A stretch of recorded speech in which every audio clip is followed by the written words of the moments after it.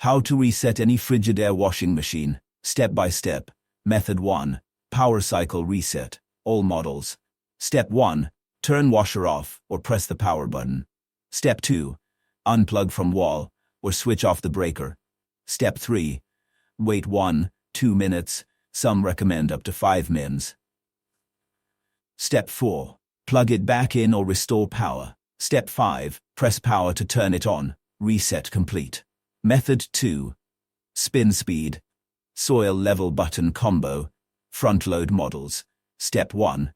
Ensure washer is on and idle. Step 2.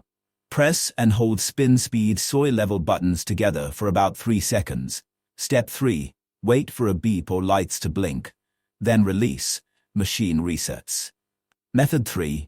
Cancel start button combo, front or top load in cal.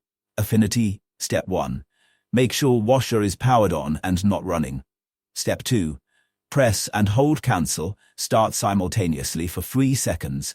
Step 3. When display blinks or changes, release star. Release, reset done.